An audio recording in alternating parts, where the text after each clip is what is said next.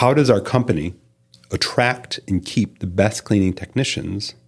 How do we ensure a stable, well-trained team for a client? You talked a lot about this already, but I just want to make sure we brought this to light. Any takeaways? Anybody? Well, a couple things. One is pay.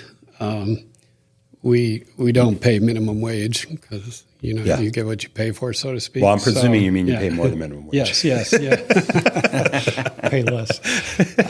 So that's a biggie. But the culture has a lot to do with it. Yeah. As you mentioned, we did a core values video.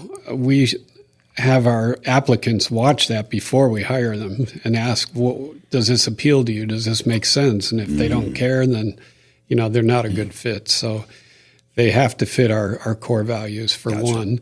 And then, like I mentioned, pay a little more than the competition, which again, so it makes our price often a little higher.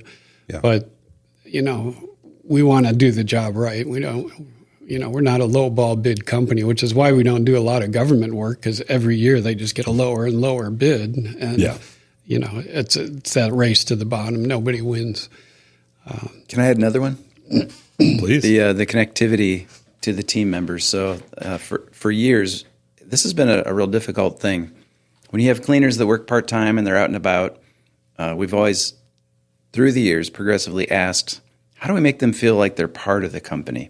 And I think we're finally, I won't even say we're there, but we're almost there, because we're trending to go, okay, with the connectivity that we have in our operations, now we have not just operation managers that keep a schedule and send people out to cleaning jobs. We have account managers and assistant account managers, lead technicians. So there's this chain that helps them feel connected first and foremost. They know when they need supplies. They have our app. We're really a touch point away. They'll see a true person show up with what they need.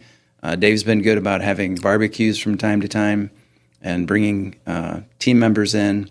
So we've been trying for years to build this rapport, if you will, with our team members so they feel connected to the company, so they're part of the company family. And it sounds easy and obvious to us to go, well, that's what we want. But it's been difficult just by nature of how this industry works. But I think we're getting better at it, and that's part of where we're keeping the key team staff that we need. So you pay them a little bit better, you make sure they feel connected to the company, you take care of their need, you empower them. We don't want you to be out there, and sometimes problems come up, and this happens where they're like, hey, we got blindsided with this tonight on an account. And you just kind of talk them through it like they need that. A little bit of take a little extra time. Don't worry about it. Obviously, we're going to pay you for your time. Yeah. Make sure the client's happy. And again, we can talk more about solutions if we need to. But more and more, I feel like the connectivity is happening throughout the entire company. And those team members where it's been difficult, it's getting better and better. And I think that's what keeps them around.